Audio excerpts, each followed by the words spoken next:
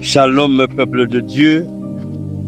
Nous, bergers Eli Djema, de l'Assemblée de délivrance et de révélation, venons ce jour partager la parole de Dieu en ce moment de Pentecôte sur le thème intitulé « Vivez en lampe allumée ».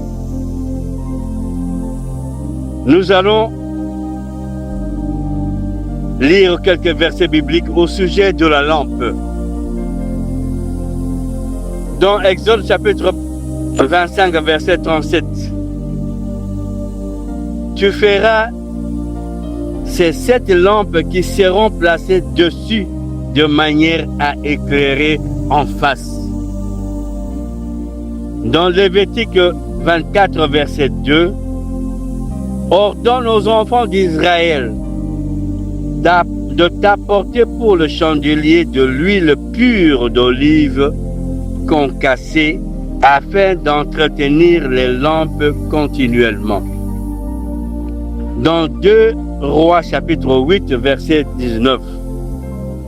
Mais l'Éternel ne voulut point détruire Juda à cause de David son serviteur, selon la promesse qu'il lui avait faite de lui donner toujours une lampe parmi ses fils.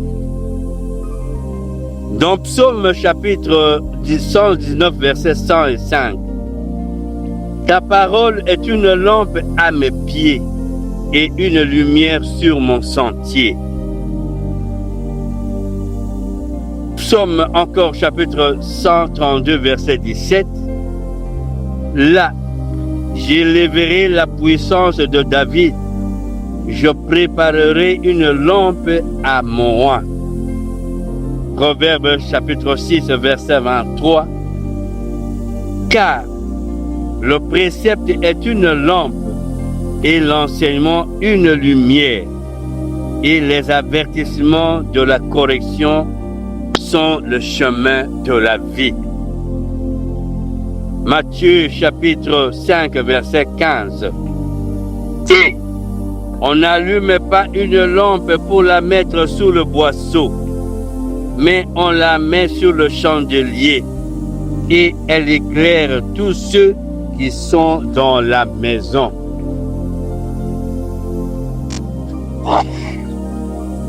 La lecture chronologique et biblique des 10 versets sur la lampe nous révèle la fonction de la lampe. Elle éclaire et pour jouer son rôle authentique, elle doit avoir de l'huile afin qu'elle s'allume continuellement. L'enseignement et les avertissements. La lampe nous enseigne et nous avertit. La lampe doit être placée à la hauteur, de manière à éclairer toute la maison. Aujourd'hui, c'est la Pentecôte. C'est la descente du Saint-Esprit. Le Saint-Esprit est pour nous aujourd'hui la lampe nécessaire pour, je voulais dire, le Saint-Esprit est l'huile nécessaire pour que nos lampes soient continuellement allumées. Bien-aimés dans le Seigneur, la lampe joue un rôle capital dans nos vies physiques et spirituelles. Dans une maison où il n'y a pas de lumière, il y a toujours les ténèbres qui envahissent. Une maison qui est envahie par les ténèbres est une maison oubliée.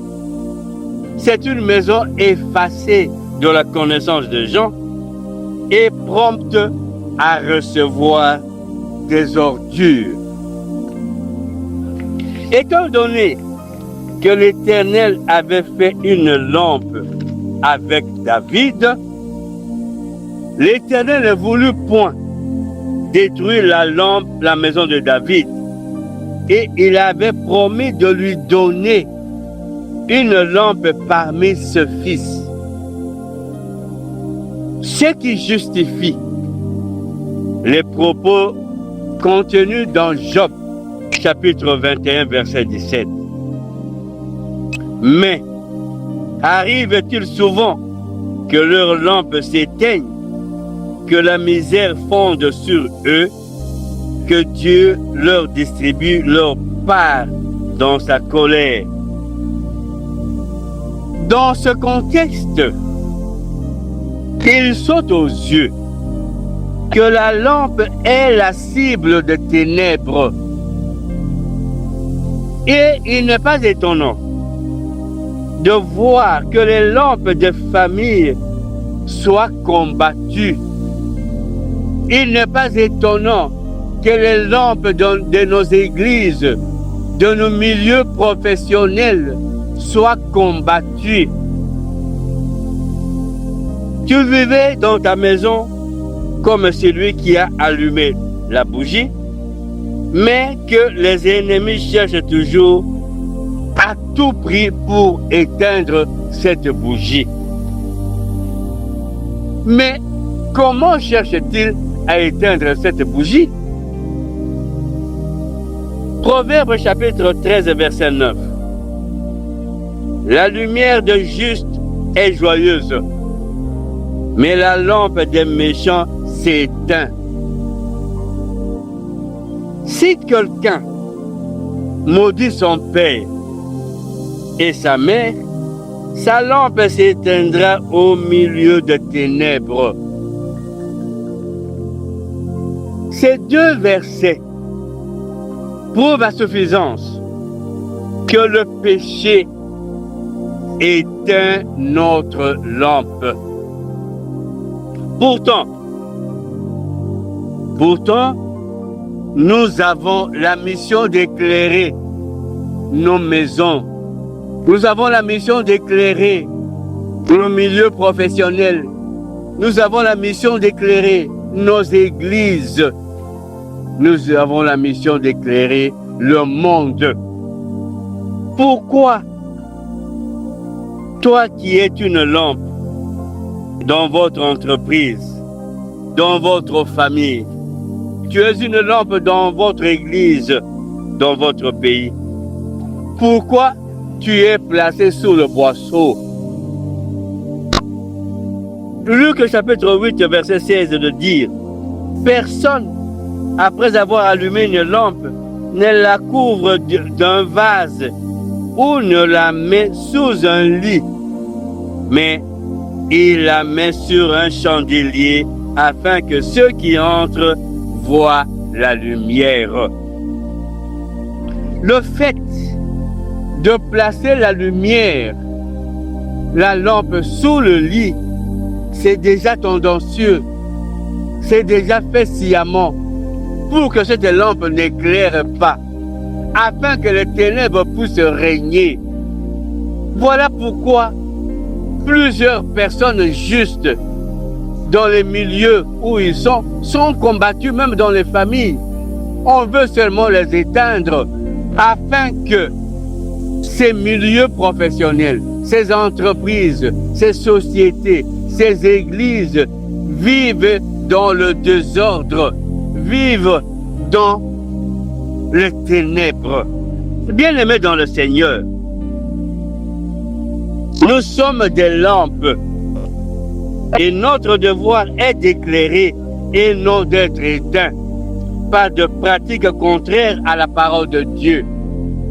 Beaucoup d'églises aujourd'hui sont éteintes à cause de pratiques qui n'honorent pas la parole de Dieu, de pratiques de sorcellerie, de magie, d'impudicité, d'adultère. Ces pratiques éteignent les lampes et les églises et les milieux professionnels sont couverts de ténèbres. À cet effet, le champ libre est donné aux satanistes, aux sorciers d'opérer aisément parce qu'il n'y a point de lumière. Éclaire dans ta famille par l'amour. Éclaire dans ton milieu par le fruit du Saint-Esprit. Le Saint-Esprit, l'Esprit de la Pentecôte, lorsqu'il descend, il descend pour libérer les fruits. L'amour, la paix, la justice, la joie, la sérénité, tous ces fruits sont libérés par le Saint-Esprit et nos familles, nos vies sont éclairées. Éclaire dans ton entourage par le sourire et par la gentillesse. Éclaire dans ton mariage par le pardon et par le partage. Maranatha, berger Élie Djem, le tabernacle de Dieu, pour tout contact éventuel. Plus 243 89 18 78 834, où vous pouvez nous joindre dans notre chaîne de YouTube en écrivant Assemblée de délivrance et de révélation. C'est à quoi nous vous invitons à vous abonner, à partager cette parole de vie.